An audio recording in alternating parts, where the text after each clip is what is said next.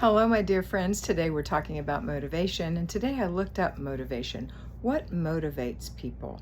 And the thing that it said was that motivation can be the result of many things, internal and external, and that some of the examples are the want to do something or need to do something, the love of someone, or for the need of money. So why do you need to be motivated? Or why would you like to be motivated? Or how are you motivated?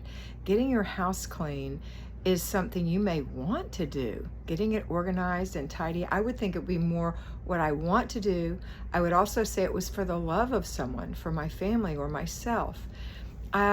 You might find some money, so it might hit all three of those right on the head. You never know, but it definitely will save you money. I want you to do this and make it a great day.